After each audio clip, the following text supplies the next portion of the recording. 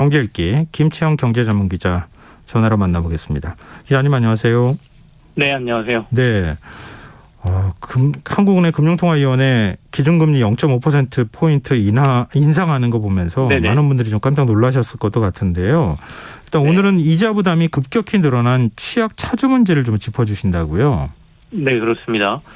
정부가 오늘 2차 비상경제 민생대책회의를 개최했고요. 네. 그리고 난 다음에 취약층의 부채 부담 완화와 관련된 대책을 내놨습니다. 그간 이제 코로나 시국에서 서민과 소상공인들의 부채에 대한 지원 정책의 방향은 대부분 상환 유예였거든요. 네. 다시 말해서 빚을 갚아야 하는 만기를 연장해주는 방식이었습니다. 하지만 오늘 발표된 정부의 대책은 이 정책 방향이 상환 유예에서 경감 쪽으로 바뀐 게 확인이 됩니다. 네. 이른바 채무 조정 등을 통해서 아예 빚 부담을 줄여주는 쪽으로 정책 방향이 바뀌었다, 이렇게 봐야 될 것 같습니다. 이 얘기 들으시고 이거 빚을 줄여준다는 얘기인가 하면서 관심을 가지실 분이 많을 것 같은데요. 좀 더 구체적으로 설명을 좀 해주시면 어떨까요? 실제로 빚도 줄여주고요. 예. 이자 부담도 줄여준다는 내용이 들어 있습니다. 예. 일단 지원 대상은 크게 소상공인 그리고 서민금융, 가계차주 이렇게 세 부류로 정부가 나눠놨고요. 예. 지원 방식도 크게 세 가지 정도로 볼 수가 있겠는데요. 첫 번째는 채무 조정, 얼마나 어렵냐에 따라서 빚을 줄여주는 것이고요. 두 번째는 저금리 대환, 다시 말해서 대출을 낮은 금리로 갈아탈 수 있게 해준다는 겁니다. 그리고 이제 세 번째가 신규 대출 지원입니다. 네. 아무래도 또 지금 빚만 줄여줘서는 생활이 안 되는 분들이 있기 때문에 또 대출을 또 받아야 될 분들이 있거든요. 그러니까 신규 대출까지 같이 하겠다는 건데요. 일단 정부는 이런 것들을 위해서 125조 원의 플러스 알파의 지원을 풀겠다, 이렇게 밝혔고요. 소상공인 채무 조정을 위해서는 한 30조 원, 저금리 대환 프로그램에 8.5조 원, 그리고 안심전환 대출에 45조 원, 이게 이제 그 대환 대출용이거든요. 네. 그리고 맞춤형 자금 지원에 한 41조 2천억 원 정도의 자금을 쓸 계획이다, 이렇게 오늘 발표가 됐습니다. 아무래도 코로나19 직격탄을 맞은 소상공인들이 가장 관심을 많이 보일 것 같은데요. 네네. 정부도 지금 일단 코로나19 직격탄을 맞은 소상공인들이 가장 급한 불이라고 보고 있는 것 같습니다. 예. 정책의 전체적인 자금이나 이런 것들이 이쪽에 많이 몰려 있거든요. 예. 더군다나 이제 사회적 거리두기 정책 등으로 사실상 강제적으로 소상공인들 영업을 못하는 상황이 좀 벌어졌지 않습니까? 물론 이런 피해에 대해서 일부 재난지원금부터 시작해서 최근에 직접 지원 등 몇 가지 대책은 있었지만 이게 근본적인 이분들의 문제를 해결해 줄 대책은 또 아니었고요. 최근에 이제 거리두기가 풀리긴 했습니다만은 이제는 경기 침체에 대한 우려가 나오고 있고, 앞서 말씀해 주신 것처럼 물가가 급격하게 오르다 보니까 물가를 잡기 위해서 기준금리 인상이 좀 빨라지고 있다 보니까 예. 장사는 장사대로 안 되고 이미 쌓인 빚은 금리 인상으로 부담은 더 커지고 있는 상황이고요. 일부 유예는 해줬는데 이게 이제 더 이상 유예를 못 해주는 상황이 지금 벌어지고 있거든요. 이미 4차례나 지금 이 유예 조치가 나왔기 때문에 더 이상 이걸 유예했을 때는 금융권의 문제가 또 생기게 됩니다. 그래서 사실 이거 빚 갚아라 그러면 소상공인들 지금 앞이 좀 캄캄한 상황이죠. 그렇다 보니까 이들의 부채 부담을 근본적으로 어느 정도 해결해 주지 않으면 흔히 말하는 이제 이분들의 자생력 자체가 잃게 된다는 문제가 지금 생길 가능성이 높습니다. 네. 그래서 정부도 이 가장 급한 불인 소상공인들의 부채, 금융 부담을 해결해야 되겠다라는 생각을 갖고 있는 것 같고, 그와 관련된 대책들이 나온 거다라고 봐야 될 것 같습니다. 아무리 이자를 싼 것으로 대출을 이제 전환해준다고 하더라도 빚은 그대로 남아있는 상황이니까 그 부담은 사라지는 게 아니잖아요. 맞습니다. 그러니까 부채를 경감시켜주는 방향으로 가겠다, 이제 이런 얘기인 것 같은데 네. 구체적으로 어떻게 경감시켜주겠다는 거예요? 일단 소상공인은 새 출발 기금이라는 걸 정부가 만들겠다고 했습니다. 예. 그러니까 9월 말쯤으로 지금 계획은 잡혀 있고요. 이 기금에서 부실화되거나 부실 우려가 있는 채권들을 매입해서 상환 일정을 조율하거나 금리와 원금 감면 등의 채무 조정을 진행한다는 겁니다. 그러니까 이 부실 채권이라는 거는 은행들이 가지게 되거든요. 그 채무자하고 채권자의 관계가 돈을 빌린 사람하고 금융권하고 형성되지 않습니까? 근데 금융권이 가지고 있는 이 채권을 앞서 말씀드린 새 출발 기금이라는 곳에서 전체를 매입해 버리고요. 이 매입한 것을 가지고 다시 계약 관계를 만든다 이렇게 생각하시면 편할 것 같습니다. 그래서 다시 계약 관계를 만들 때 금리를 조정해 준다거나 아니면 상황에 따라서는 도저히 회복 불가능하거나 갚기가 힘들다라는 판단이 된다면 원금까지도 감면해 주면서 새로운 이제 계약 관계를 만드는 방식인 거죠.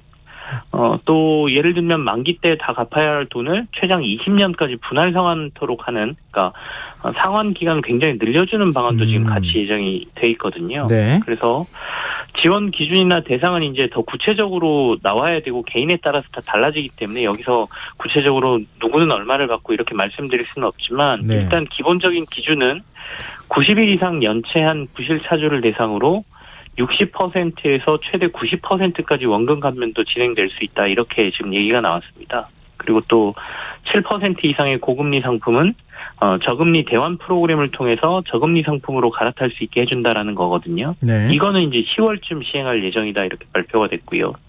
그리고 41조 원 정도의 재원을 따로 마련을 해서 신규 대출도 이루어진다. 그러니까 새로 자금이 필요하신 분들은 조금 낮은 금리에 41조 원 내에서의 대출도 이제 이루어진다라는 것이고, 이거는 7월 시행하겠다라고 밝힌 거니까 아마도 이달 내에 뭔가 은행권하고 같이 이와 관련된 얘기가 지금 나올 것으로 보입니다. 네. 그래서 새 출발 기금이라고 이름을 지은 거 아닐까? 아, 네, 그렇죠. 그렇죠. 그런 취지가 이제 느껴지는데요. 근데 이 재원은 그러면은 정부 세수로 마련하는 겁니까? 아니면은 어떤 방식으로 하는 거예요? 거기에 대해서는 아직 정확하게 얘기는 나오지는 않았습니다만, 일부는 금융권에서 같이 시행을 할 것으로 보입니다. 그러니까 이 재원이라는 게 전부 정부에서 다 될 수는 없거든요. 네. 그래서 은행 쪽에서도 보통 신용회복이나 이런 것들을 위해서 만들어 놓은 기금들이 있고요. 네. 또 이 문제는 정부만의 문제가 아니라 금융권의 문제이기도 합니다. 만약에 이분들의 부실이 터진다라고 하면 이 전체를 금융권이 떠안아야 되거든요. 그렇죠. 네. 그렇다 보니까 이걸 뭐 전부 정부의 세금이라든지 그 정부의 재원으로 다 감당할 것 같지는 않고요. 금융권하고 같이 아마 어떤 재원을 만들어서 움직일 것으로 보이는데, 그래도 많은 부분을 정부에서 어느 정도까지는 담당하지 않을까 이렇게 예상이 됩니다. 네, 알겠습니다. 자, 이제 소위 영끌이라고 하죠. 대출로 투자에 나섰던 청년층 좀 빚이 적지 않은데 걱정스러워요. 이게 좀 뭐 여러 가지가 한꺼번에 같이 왔죠. 그러니까 사실은 이렇게 금리가 급하게 오르는 걸 이 젊은 세대들은 전혀 못 봤을 거고요. 사실 뭐 대부분의 세대가 그럴 것 같습니다. 근 30년을 초저금리 시대에 저희가 살았지 않습니까? 그렇다 보니까 매달 이렇게 막 금리가 올라가고 한꺼번에 0.5%포인트가 올라가고, 심지어 미국은 지금 1%포인트를 한 번에 올리지 않느냐 뭐 이런 얘기까지 지금 나오고 있는 상황이니까요. 네. 어쨌든 아무래도 최근에 여러 투자자산 시장에 적극적으로 뭐 뛰어들었던 2030 세대, 흔히 MZ 세대라고 하는 세대에 대한 걱정이 좀 많은 상황이죠. 그러니까 저금리 시대에 자산을 일구기 위해서 뭐 어쩔 수 없는 선택이었다 뭐 이렇게 볼 수도 있지만, 결과적으로는 코로나19라는 굉장히 특수한 상황까지 맞닥뜨리면서 자산 시장이 좀 무너졌고요. 가상자산부터 시작해서 지금 주식도 크게 조정을 받고 있었고, 아까 영끌이란 표현을 해주셨는데 주변에서 돈을 다 끌어들여서 집도 마련한 2030 세대가 많거든요. 그렇다 보니까 이제 자산 시장이 망가지고 금리까지 인상되는 시기에 굉장한 어려움에 처해 있다, 이렇게 지금 얘기가 되고 있습니다. 그래서 이번에 정부가 내놓은 대책을 보면 조금 눈에 들어오는 게 청년층을 위한 대책을 따로 좀 내놨습니다. 청년 특례 프로그램 이렇게 명칭을 했고요. 네. 신용회복위원회에서 1년 한시로 청년 특례 프로그램을 진행하겠다, 이렇게 김지훈 금융위원장이 직접 얘기를 했습니다. 그래서 신청 후 심사 등을 통해서 이 도덕적 해이 과정을 최소화하는 선에서 2030 세대는 따로 지원을 좀 하겠다라는 얘기거든요. 그래서 뭐 햇살론 뉴스 뭐 이런 것들도 만들고 해서 저소득층 청년층을 대상으로 저금리의 대출을 지원하는 방식, 또는 이자를 경감해주는 방식, 이런 것들이 지금 시행될 거다, 이렇게 얘기를 하고 있습니다. 그래서 만 34세 이하 신용평점 하위 20% 이 청년들을 대상으로 이자를 최대 50%까지 감면해주고, 원금 상환 유예 기간에는 이자율을 연 3.25%로 이제 고정으로 적용할 예정이다라고 하니까요. 혹시 여기에 해당되시는 분들은 적극적으로 이거 이용하셔가지고 미래를 위한 준비를 조금 더 하셔야 되지 않을까라는 생각이 듭니다. 네. 근데 일반 서민들을 위한 지원책은 없습니까? 서민을 위한 지원책도 있습니다. 우리나라 가계 부채의 대부분은 주택과 관련된 부분입니다. 최근 금리가 급격히 오르는 것에 대한 걱정도 대부분 이 주택담보대출과 연관이 돼 있지 않습니까? 전세대출하고요. 그렇죠. 예. 워낙 원금도 크기 때문에 금리가 이렇게 오르게 되면 단순히 주택만의 문제가 아니고요. 이건 정부 입장에서도 수요가 주는, 그러니까 소비가 줄어드는 문제하고 연결이 되게 돼 있습니다. 그러니까 쓸 수 있는 돈이 줄어들기 때문에 이 대출 갚는 데 돈 쓰고 이자 내는 데 돈 쓰다 보면 결국에 경기 침체가 더 빨리 올 수 있거든요. 그렇죠. 그래서 이 주택 구입 자금 차주의 대출 이자 부담을 덜어주고 전세 등 실수요자들에게는 주거 비용 부담을 완화해 주는데 지금 정책에 초점이 맞춰져 있고요. 우선 정부는 변동금리 주택담보대출을 고정금리 대출로 전환하는 이른바 안심전환대출을 40조 원 정도를 추가로 공급하겠다 이렇게 얘기를 했습니다. 그렇게 되면 아무래도 앞으로 계속 금리가 올라갈 건데 고정금리로 갈아탄다라고 하면 그 부담을 조금 낮출 수 있겠죠. 그래서 올해 더군다나 이 전세와 관련된 부분도 20조 원의 재원을 25조 원까지 조금 더 5조 원 추가해서 내놓겠다라고 얘기를 한 상황이어서 이런 부분들은 이제 서민들에 대한 어떻게 보면 부채 경감 대책의 하나라고 볼 수 있겠고요. 네. 주택금융공사의 전세 대출 보증 한도도 2억 원에서 4억 원으로 늘리기로 했으니까 이 부분도 좀 참고하실 필요가 있을 것 같습니다. 안심전환 대출 등은 네. 한 9월쯤 시행 예정이다 이렇게 정부가 얘기를 하고 있습니다. 네. 이거 좀 참고를 많은 분들이 해주셨으면 좋겠어요. 그렇죠? 아까 말씀하셨던 네네. 것처럼 적극적으로 좀 활용하실 수 있는 분들은 활용을 했으면 좋겠는데요. 정부가 이렇게 지금 대출 문제와 관련해서 대책을 이렇게 내놓는 것은 지금 최근 상황이 그만큼 위기가 심각하다 이렇게 보고 있다는 뜻이겠죠. 그렇습니다. 그러니까 앞서 말씀하신 것처럼 한국은행이 사상 처음으로 0.5%포인트의 금리를 한꺼번에 올렸지 않습니까? 근데 이게 끝이 아니거든요. 올해 연말까지 남아있는 금통위에서 계속해서 금리 인상이 있을 가능성이 높고 연말이 되면 기준금리가 3%를 넘어설 것으로 보이는데요. 그렇게 되면 실제로 내가 대출받은 금리는 그보다 훨씬 높아지는 상황이 되겠고요. 네.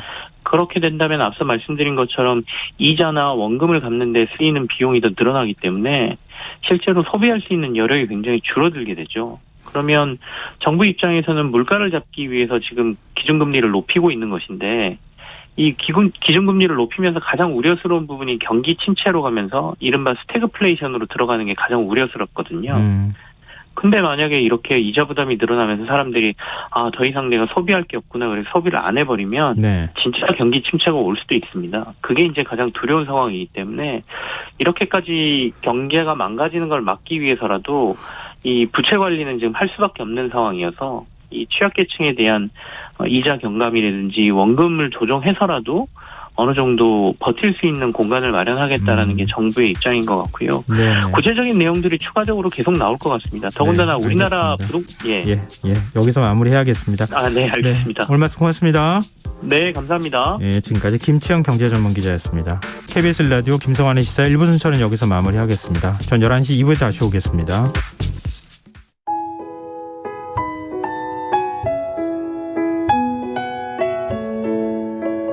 경제적인 어려움에 처한 위기 가정들이 늘고 있습니다.